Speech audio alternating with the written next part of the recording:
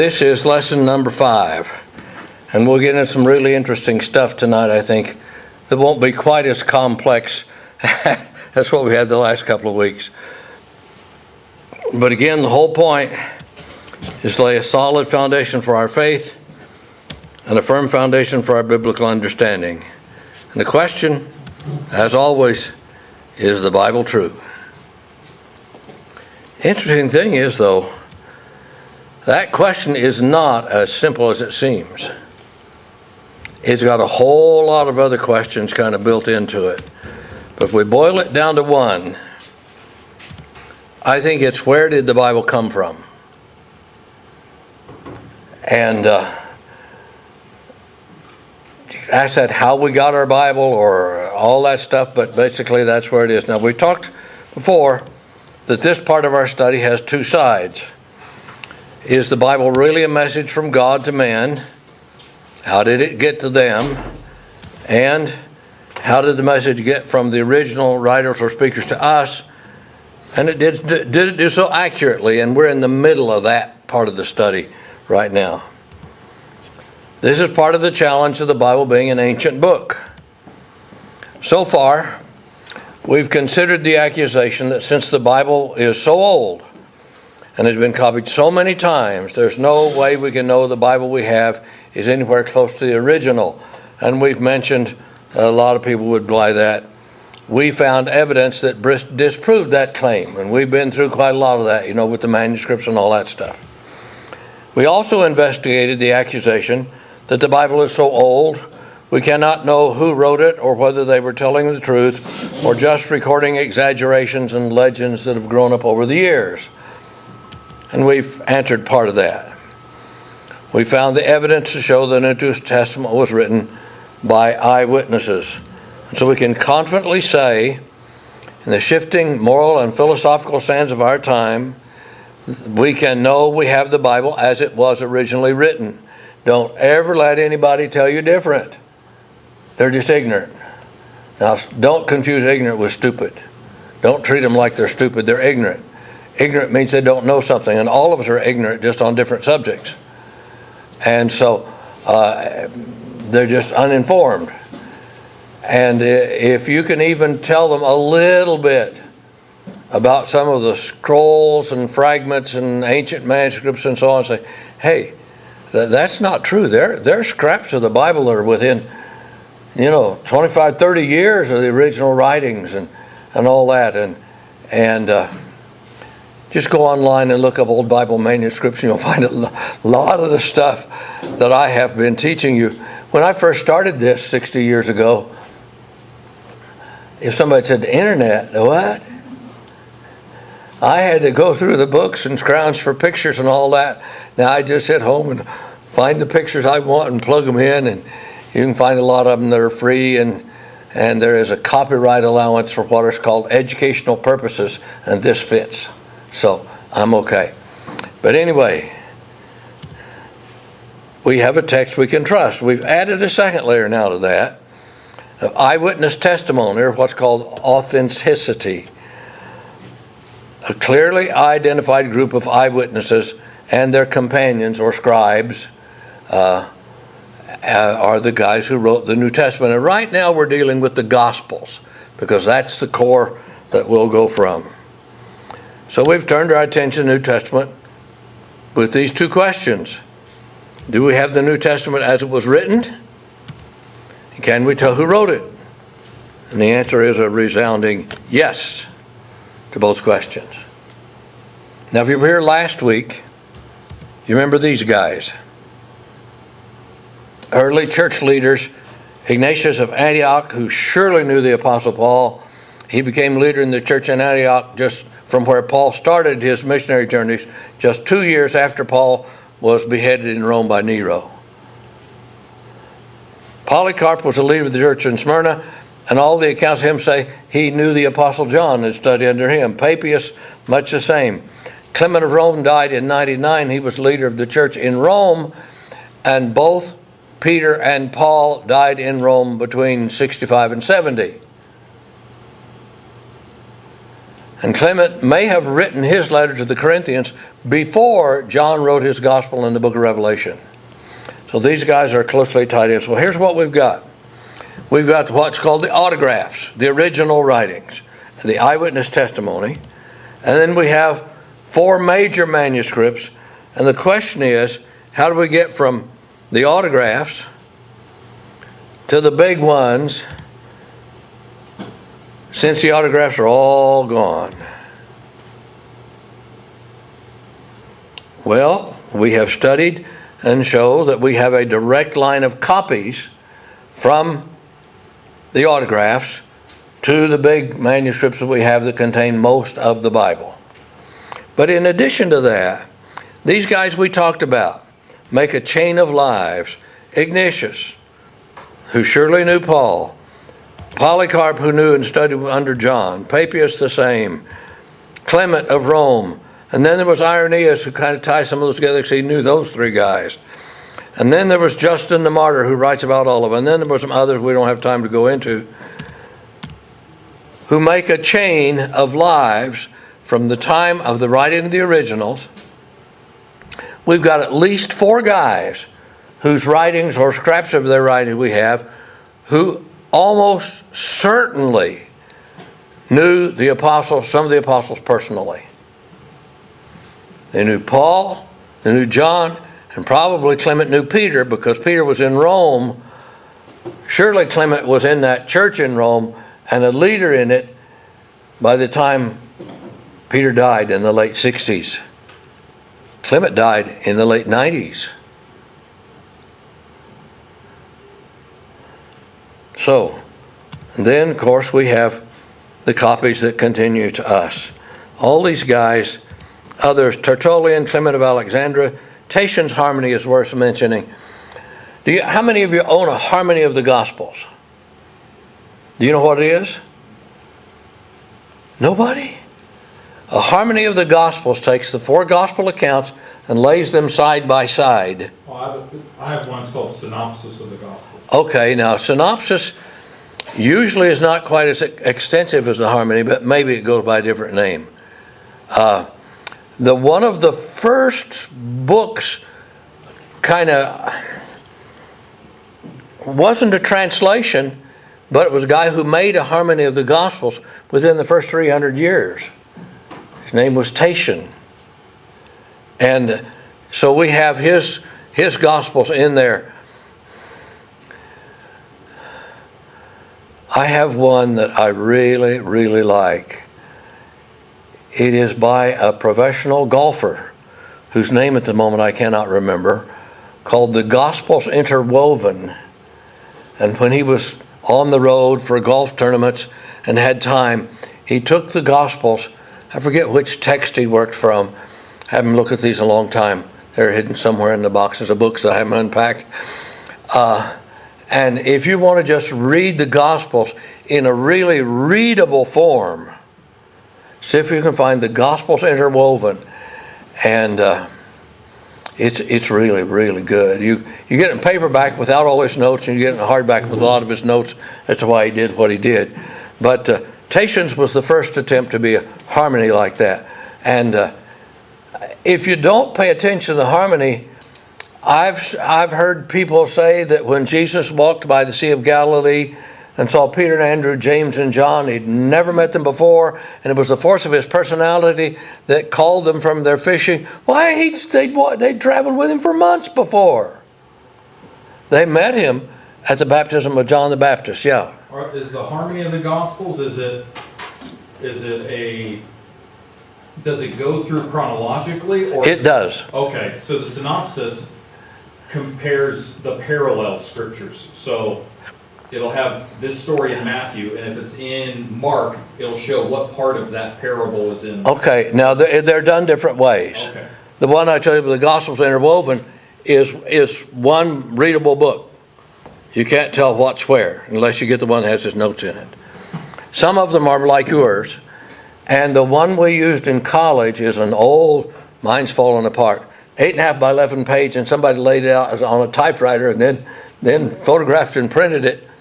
It's based on the Revised Standard Version, and it's just columns on a page, and where this account is almost like this account, they'll be side by side, and then there may be a break, and then the next one has a little. It's a really good study aid when you're studying the life of Christ. And so anyway, that's a good one to know about. So here's a summary. We have the birth of Christ on our timeline down here, 100, 200, 300 years. Up there, the New Testament written between 50 and 95 AD. The earliest fragment was that little piece of the Gospel of John, we talked about, that was found in Egypt. Probably within 35 years of the time John wrote, at the longest, complete copy of John between 175 to 200, hundreds and hundreds of fragments.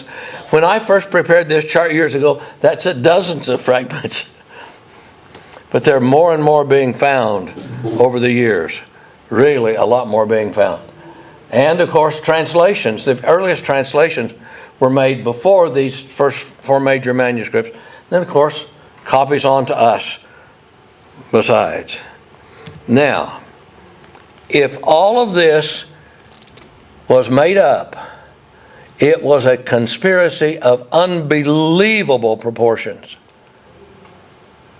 There's just no way people there were people in Rome, people in Ephesus, people in Antioch, people down in Egypt, all the way around the Mediterranean Sea, except the extreme western end of Spain and Morocco, who were involved in this. There had to be some truth to it, or we need to worship the guys that dreamed it up, which, of course, I'm not in favor of, but anyhow. We told you we'll have this little structure we're going to build, and we have the first two levels of a foundation that we'll get to. Our next question that we're dealing with tonight, though, is did the witnesses we've found tell us the truth? We've come to the conclusion that we know who the writers were. But did they tell us the truth? Is what we find in those ancient manuscripts true? How did we define truth? Truth is anything that, represents or correctly, accurately presents reality. Truth, I don't care if it's a picture, it's a telephone call, it's a TV program, anything, if it accurately represents what happened, it's true. If it doesn't, it's not. A lot of things these days are a mixture of truth and falsehood. I'll throw in something throw in a little bit extra. If you're watching the news, try to distinguish between the facts and the opinion. I think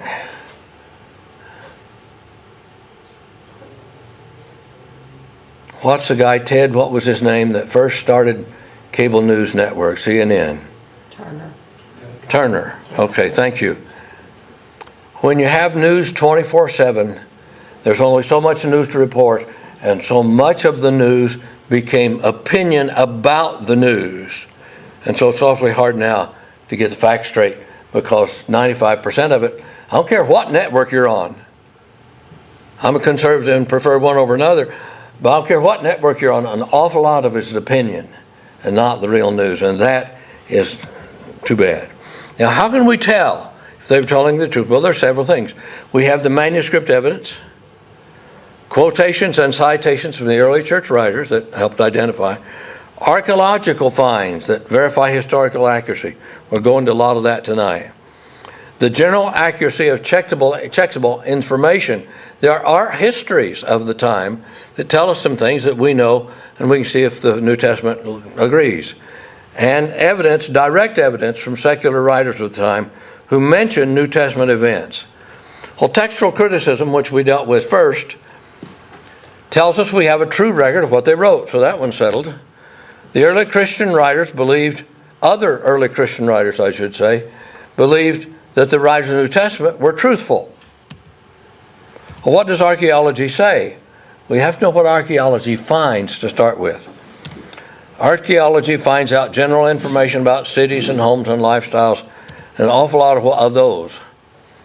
Those are what's called potsherds. They used clay pots for nearly everything. To keep liquids, to store grain, to store oil for their lamps, for just about everything. Put their extra coins in, and their clay pots got broken awfully easily. And so the scraps were used for scrap paper. There have been potsherds, they call them, that have grocery lists on them. Or a note to somebody else in the family. Now those potsherds are from the American Southwest. I couldn't find a good picture of biblical Middle Eastern potsherds. And the stripes and color on them help the archaeologist identify who made them and when they were made. But the same is true of potsherds in the Middle East. And then they also sometimes find whole cities.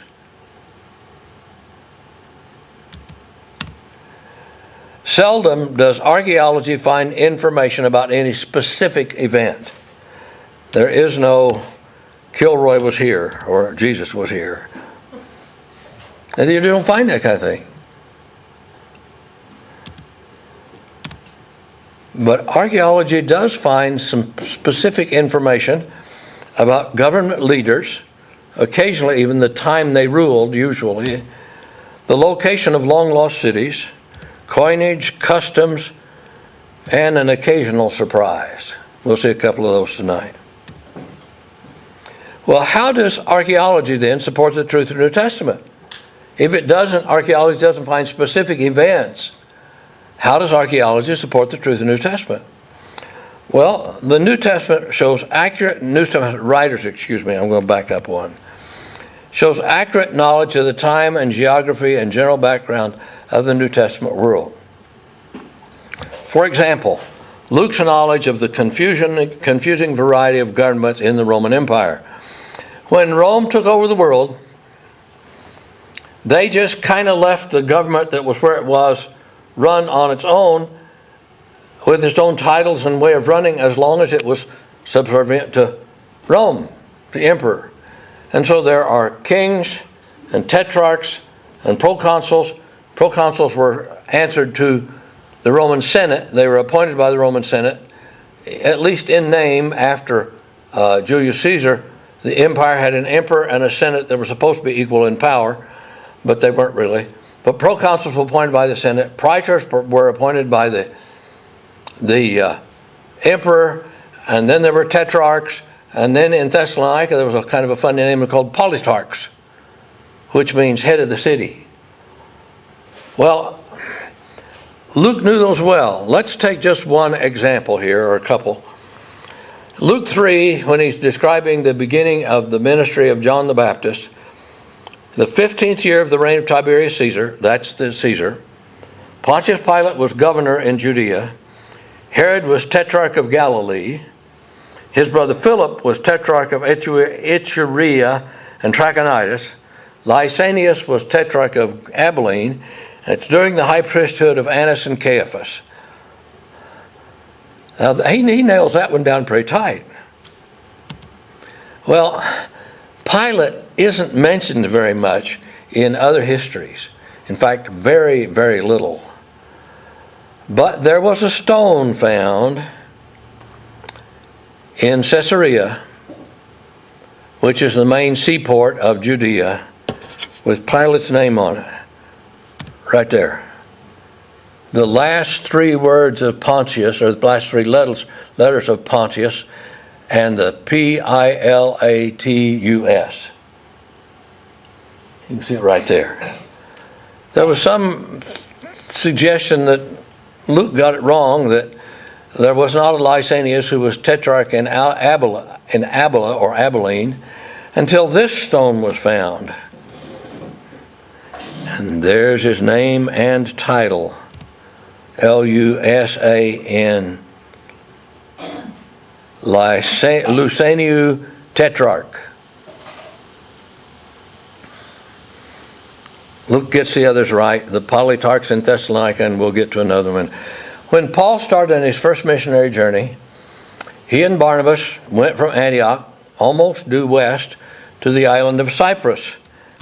And they met a guy named Sergius Paulus. And Luke, in writing Acts, calls him a proconsul. Now, this is one where people said Luke got it wrong. Sergius, the ruler of Cyprus, wasn't a proconsul. He had to be a praetor appointed by the emperor. And then there was a stone found on the mainland, not far from Cyprus, that says Sergius Paulus Proconsul. That's not all of it, but you can see the SER in there for Sergius. And there's Paul. Now, this is a guy, Scotsman, named Sir William Ramsay. He was an archaeologist. He was not a believer to start with. There was a school of thought in Tübingen, Germany, that was what I call they had an anti-supernatural bias. We'll talk about that more next week. People who are predisposed to doubt all miracles. And the Tübingen school just thought all the miracles just couldn't have happened and so on. And William Mitchell Ramsay, had kind of bought into that. But he was interested in archaeology, and he traveled to the Middle East. And in 1906, he was knighted by the King of England. That means he was made a Sir and a member of the, whatever that upper class is in England, I can't keep them straight. For his development of the science of archaeology, he's written at least a dozen books on Luke as a historian, the Apostle Paul. I've got a book, in fact I brought it with me, which is a compilation of some lectures he had on the archaeology in the New Testament. Here's what he had to say after working. He says, recently I found myself often brought in contact with the book of Acts as an authority for the topography, antiquities, and society of Asia Minor. That's modern Turkey. It was gradually borne upon me that in various details the narrative showed marvelous truth. Another place he says this about Luke. Luke is an historian of the first rank. Not merely are his statements of fact trustworthy, he is possessed of a true historic sense. Now that's this guy's evaluation of Luke's ability to keep it all straight, and it wasn't easy. There are more specific finds. On Paul's second missionary journey, he ends up in Corinth. And while Gallio was proconsul of Achaia, that's part of Greece, the Jews of Corinth made a united attack on Paul and brought him to the place of judgment, and they charged Paul with all kinds of stuff, persuading people to worship God in ways contrary to the law. And just as Paul's about to defend himself, Gallio says, if you Jews were making a complaint about some misdemeanor or serious crime, it would be reasonable for me to listen to you. But since it involves questions about words and names in your own law, settle the matters yourselves. I will not be the judge of such a thing. And he drove them away. Who is this Gallio? Well, his brother is Seneca. You ever heard of Seneca? If you know anything about ancient Roman history or politics, you know heard about Seneca. Seneca was a tutor of Nero, and we've all heard of him. And Seneca writes about his brother, Gallio. He says he's a person who could not be swayed by shameless flattery. In AD 51, Gallio was chosen to serve as the proconsul of Achaia in Greece. That's where he met Paul, and this stone tells of that appointment. Of course, a lot of them, the edges are broken off, but the archaeologists can see enough to tell that's what it is. Here's a guy who actually met Paul and treated Paul just as his brother Seneca would have expected, in all fairness. Now Erastus is even better. Paul came to Corinth, another journey. He met a man named Erastus. And later when he wrote to the Romans, Paul says this, Gaius, whose hospitality I and the whole church enjoy, send you his greetings. Erastus, who is the city's director of public works, and our brother Quartus, send you their greetings. That's the end of Romans.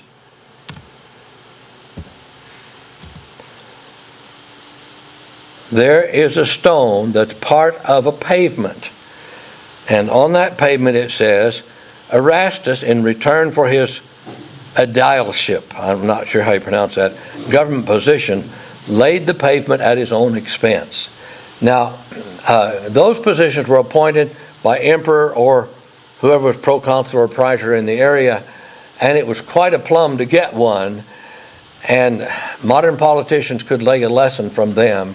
It was such an honor that they often use their own personal fortunes to do something. In this case, Erastus paved part of a road and had his name carved in it so everybody would know. When Paul left there, he sent Timothy and Erastus ahead of him. Now, is that the same Erastus? Erastus is not a common name. Could it be that that guy left his government position to become an evangelist traveling with Paul? I think it's more than 50% possible. One more that explains an important event in Paul's later life. Paul has finished his final missionary journey and is back in Jerusalem. And the leaders of the church in Jerusalem know that there's all kinds of uproar about Paul and people saying that Paul is going to destroy the temple and preach against the law and so on. And so they say, Paul, do this for us, okay? We have some guys here who've taken a vow. Under Jewish law, they worship God through Christ, but they still had some of their Jewish customs. They've taken a vow, and it will be fulfilled in a few days, and they will need to offer a sacrifice. Would you go with them and pay the fee for the fulfillment of this vow so that at least the Jewish Christians here can see that you're not tearing down Judaism, that the Lord comes out of Judaism? And that's when the 7 days were nearly over. That's the 7 days of these guys' vow. Some Jews from the province of Asia, that's Upper Ephesus and all those are, saw Paul at the temple. They stirred up the crowd and said, fellow Israelites, help us. This is the man who teaches everyone against our people and our law in this place, and it brought Greeks into the temple, or this word means Gentile. When they say, in the New Testament it says Greeks, unless you're talking about specifically in Greece, it means Gentile. And non-Jews. Anybody who's not a Jew is a Gentile, also called a Greek. They had seen Trophimus the Ephesian in the city with Paul and assumed he had brought him into the temple. Now, that doesn't make much sense to us, but he caused a riot. The whole city was aroused. People ran from all directions. They dragged Paul out of the temple.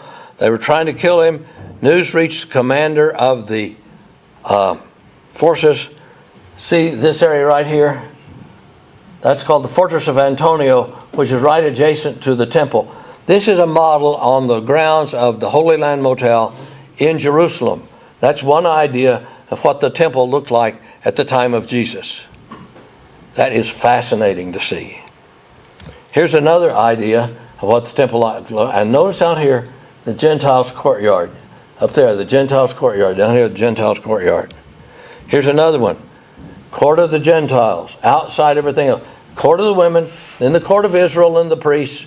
And the priests went into the building.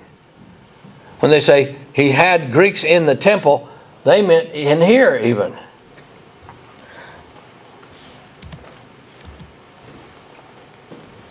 That stone. I've seen that one. I was in Israel with Dad in 1977. There were 23 or 4 of us, including my older sister and her husband and 2 of my younger brothers. A friend of mine that I'd known since high school, and his wife and his mother, and some others, friends of Dad's. We were on tour, and Dad was our tour guide, and we were in an archaeology museum in Jerusalem, and we're walking down a hallway, and Dad suddenly goes, "Everybody stop!" And he points to this stone. He said, "You know what that is? That stone came from the wall between the court of Israel and the court of the Gentiles, and it says, any Gentile who passes beyond this wall has himself to thank for his own death, which is sure to follow." It was that attitude that triggered that riot.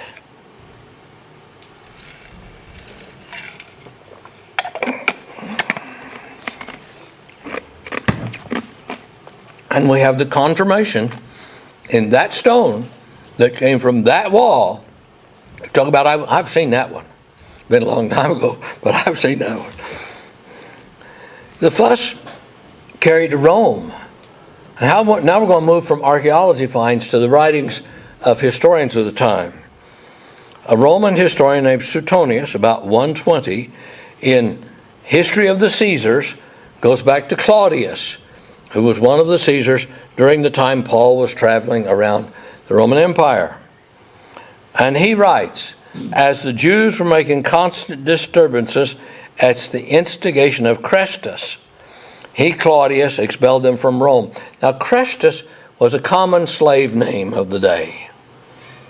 And Suetonius is writing 70 years later, and you can't blame him for getting confused that there was somebody named Chrestus who's causing the uproar in Rome. It wasn't Chrestus causing the uproar in Rome. It was Christus, or Christ, that the Jews and the Christians were arguing about and causing all the uproar. And Acts 18, Paul goes to Corinth and meets a couple named Aquila, or Aquila, it's pronounced both ways, his wife Priscilla.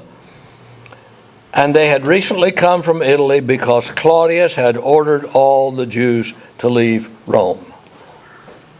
70 years later, Suetonius writes about that very thing.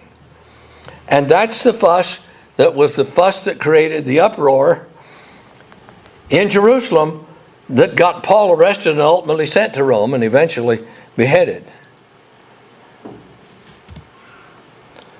Other secular writers besides Suetonius wrote of Christ and Christ. Lucian was a comedian, a satirist. His comedy was satire. He says this: Jesus was a man who was crucified in Palestine because he introduced this new cult. Here's an interesting one. Nero was not a popular emperor. Somebody said sometime later that the time will come when people will name their sons Paul and their dogs Nero, and that's probably about right. Karma, if you want to use that term. Nero had an incestuous relationship with his sisters. He castrated a young man and married him in an elaborate ceremony and paraded him around with his wife. He tried 4 times to murder his own mother. And a major fire broke out in Rome, destroyed 2/3 of the city. It was mostly wood. And Nero was accused of setting the fire. You ever heard the saying, Nero fiddled while Rome burned? He fancied himself a musician and made music an Olympic event. Well, in order to suppress that rumor, Tacitus says that Nero falsely charged with guilt and punished with the most exquisite tortures, including dipping Christians in oil, hanging them on poles, and lighting the fire to light his garden parties. The persons commonly called Christians who were hated for their enormities. They were considered to be cannibals because they talk about eating the flesh and drinking the blood of Jesus at communion. And then he says this.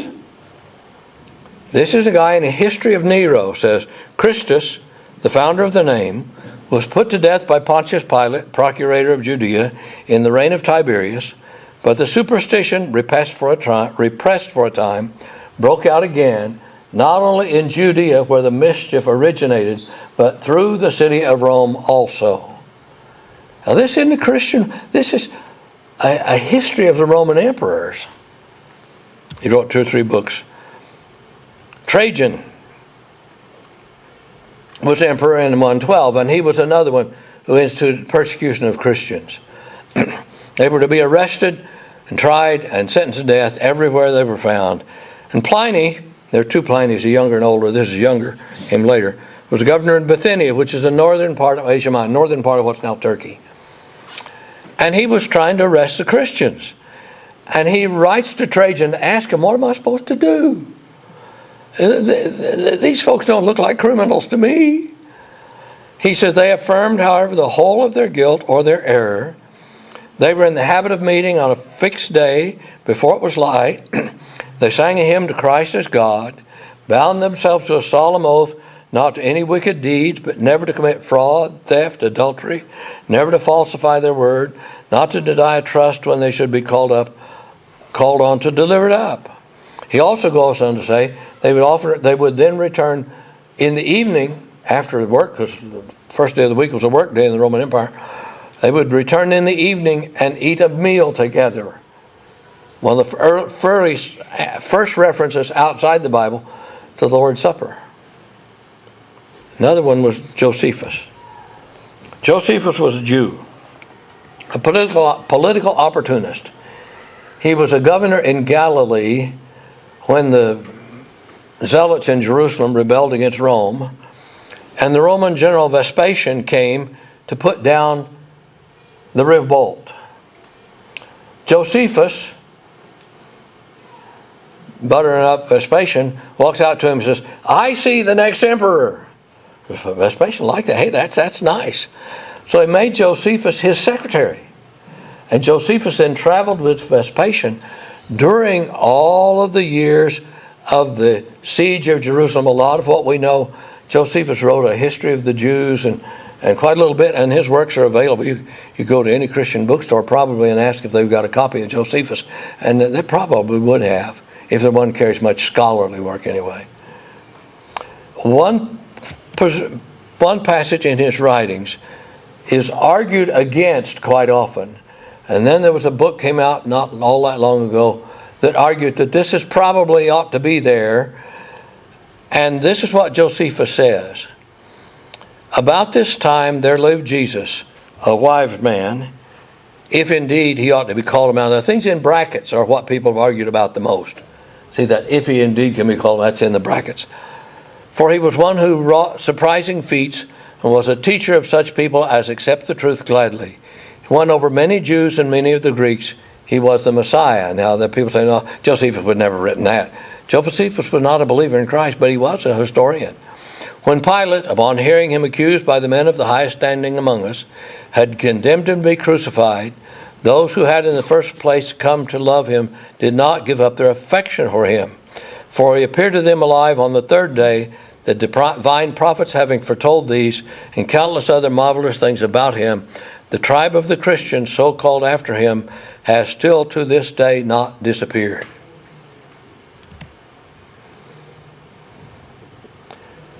Like I said, there's quite an argument about whether or not Josephus really wrote that. But a lot of the argument against him having written it is an argument against the deity of Christ. And the people who are prejudiced against the New Testament being an accurate record are the ones more likely to argue against Josephus. Prejudice, huh? Now, there are two surprises I want to tell you about. This one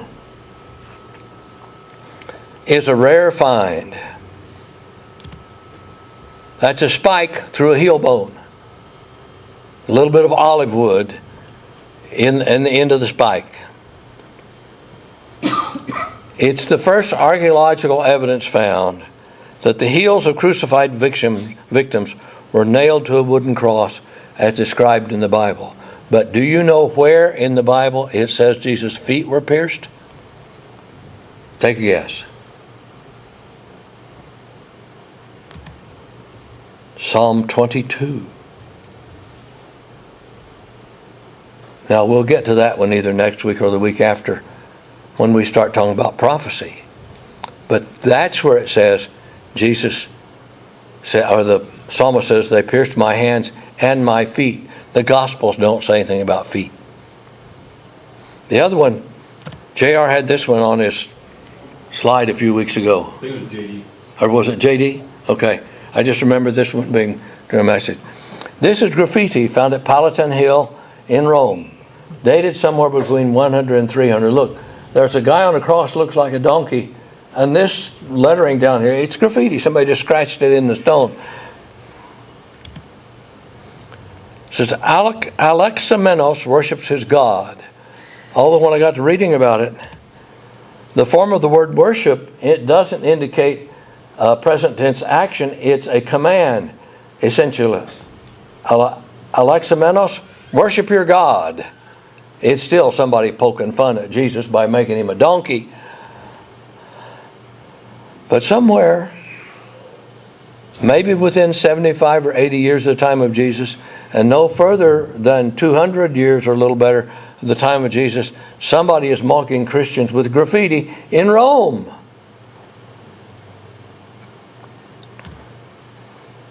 And then there are the claims of the New Testament writers themselves. John, at the beginning of his first letter, says the things we've seen, the things we've handled, the things we've touched, what our eyes have seen and what we've heard, that's what we've preached to you. Peter, in his second letter, says we did not follow cleverly devised stories or made up legends or fables when we told you about the coming of our Lord Jesus Christ in power. We were eyewitnesses of his majesty.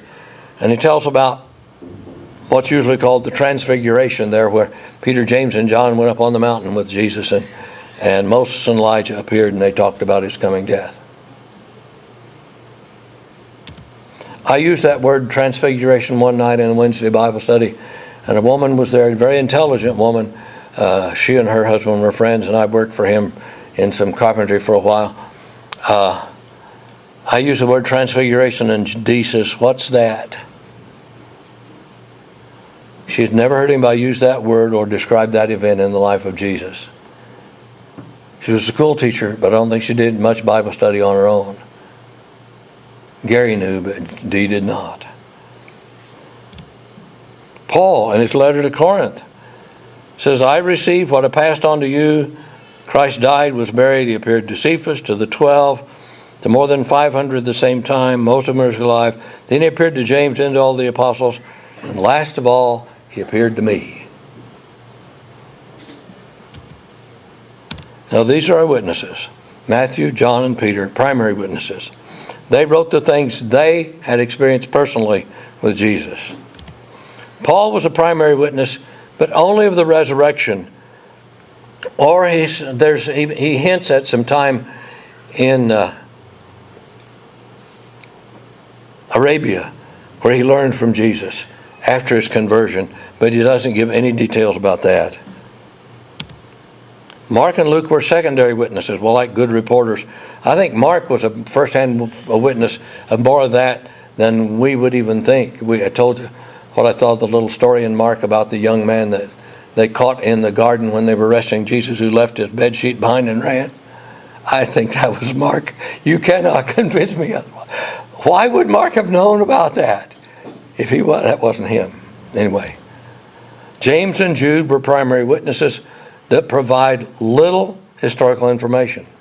Now remember, we said we can test for truth by manuscript evidence,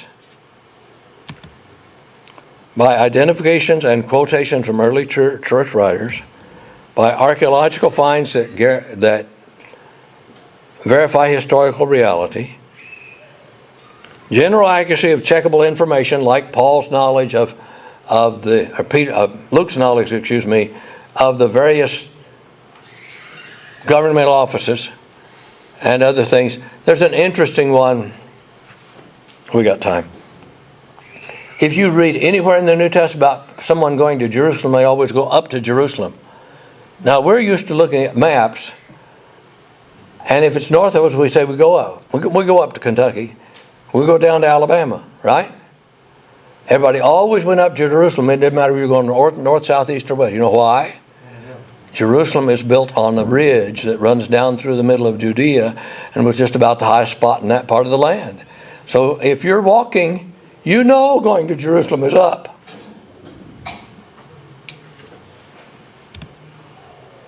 And evidence from secular writers. Textual criticism told us we have a true record of what they wrote. Early Christian writers identified them as truthful. We saw multiple archaeological finds, and folks, I didn't scratch the surface. There's a lot more. Those are the major ones. General accuracy of checkable information about customs and geography and so on, and evidence from secular writers at the time. We've got it all. But were they telling the truth? Did they make it up so they could make a lot of money? How much did Paul get us in advance when he wrote Corinthians? I didn't put it on here. Didn't think I'd have time, but we got started a good time. We've been going well. One time he says, I think we're brought on the end of the parade. Now that's not Santa Claus, it's the end of Christmas parade, the one they honor. When the Roman generals conquered somebody, they took the major, important, high uppity muckety mucks from whoever they conquered and chained them, usually by their necks, stripped them of their clothes unless they left some kind of royal robe indication on them to indicate who they were, and led them in the triumphal parade through the streets of Rome in shame. And Paul says, that's the way we're treated. 2 Corinthians 11, beaten with rods, stoned, scourged, sweat. Twice I was shipwrecked. A day and a night I've spent in the sea, and so on. Does that look like somebody did that for fame or fortune? Not to me, it doesn't. But you know what the ultimate test is?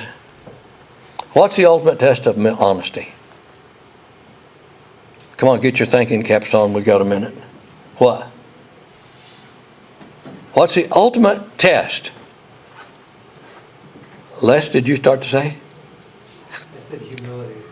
No. I'm going to take a stab at it. Is it what do you have to gain to lying? Nope. The ultimate test is, are you willing to die for it? Somebody says, tell me the truth or I'll shoot you. That is the truth, man. Bang. That's the ultimate test. Martyrdom is the ultimate test of honesty. Now, martyrdom is not the ultimate test of truth, though. But let's look at these guys. According to Eusebius, the historian in the 300s, Peter was crucified in Rome, somewhere between 64 and 69 AD, probably 68. He was on his way out of Rome, and the legend goes, on his way out of Rome, fleeing, and the Lord met him and challenged him, and he turned around and went back, and he was put to death, but he asked to be crucified head downward because he didn't think he was worthy to die like his Lord. We don't have any outside verification of that except in the writings of Eusebius, and so whether that's somewhat legendary is hard to say, but it's pretty certain he did die in Rome. Paul was beheaded in Rome by the order of Roman Emperor Nero, remember that guy, in AD 67. Matthew traveled as far as Ethiopia to preach and was killed there. Now, Ethiopia was south up the Nile River because the Nile River runs north through Africa. Up the Nile River down to Ethiopia. And remember, there was a Christian in Ethiopia very early on that was won to the Lord by Philip the evangelist as he's on his way home from worshiping in Jerusalem, the Ethiopian eunuch. They died for what they believed. Mark preached in Alexandria, Egypt, after the death of Peter. You know, Justin Martyr says Mark wrote what Peter preached. Well, after Peter died in Rome, Mark went to Alexandria, Egypt, across the Mediterranean Sea south, and preached there, and he was dragged through the streets of Alexandria behind a team of horses until he was dead. Luke was hanged in Greece. I think it was Thomas that made it as far east as India and was killed there. And there are people in India to these days call themselves Thomas Christians, and we'll show you his grave. But he wasn't one of our writers. John was the only apostle and the only one of our witnesses to die natural death in old age in Ephesus, but that was after spending some time in exile on the island of Patmos, where he was when he wrote the book of Revelation. Willingness to die does not prove truth. Willingness to die only proves sincerity, that you believe it. How is their martyrdom different from modern martyrs like the Muslim jihadis? There have been martyrs in other religions around the world. Back during, about the time of the Vietnam War, there were some Tibetan monks that set themselves on fire in the streets to protest what was happening.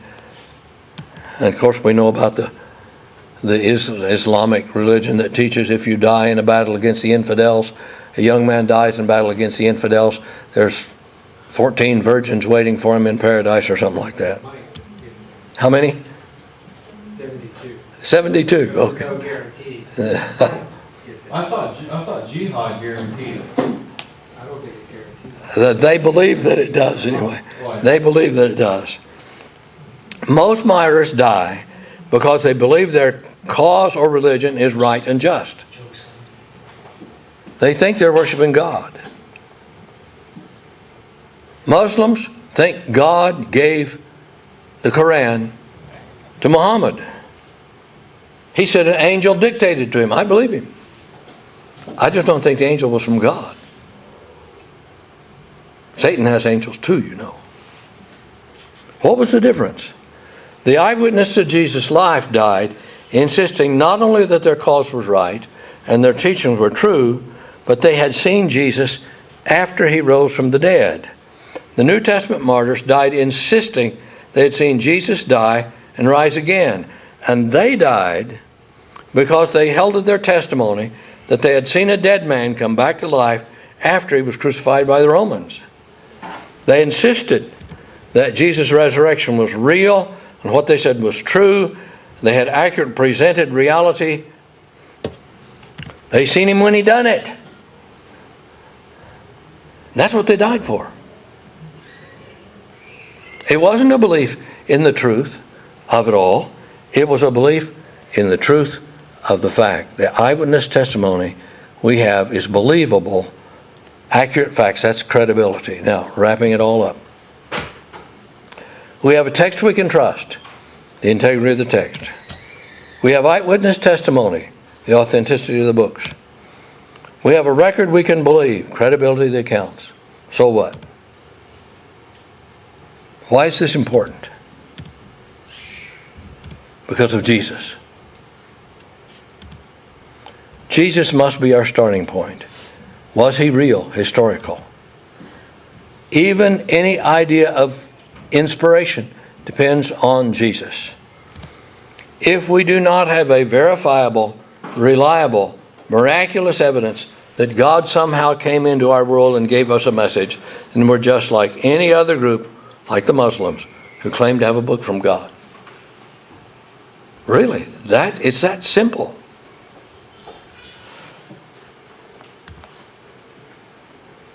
Without Jesus, we have nothing.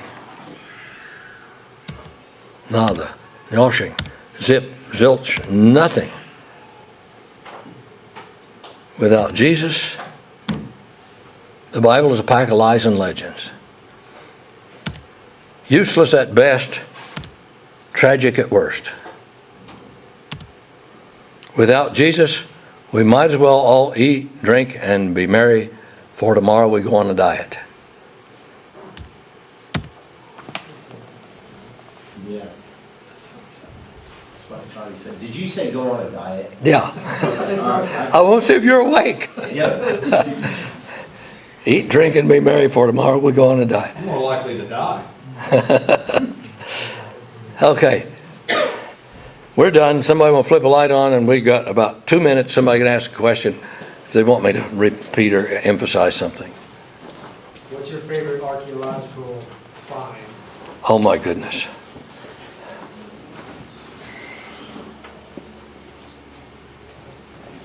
Probably the Isaiah scroll. You know what? Probably the Isaiah scroll in the Dead Sea Scrolls. And I'll talk about why when we get in a couple of weeks to prophecy. Okay. Yeah, I would think, yeah. Nobody ever asked me that before. What's that? Nobody ever asked me that before. My favorite archaeological find. Yeah, it would be the Isaiah scroll. Am I making sense? Yeah. I know I'm stacking all this together, but it has to go this way. We've got to make this progression through this. And if we leave out any part of it, we've got a big hole. And next week we'll start talking about the things of Jesus' life. What was the third pillar of Eve? The first layer of our foundation is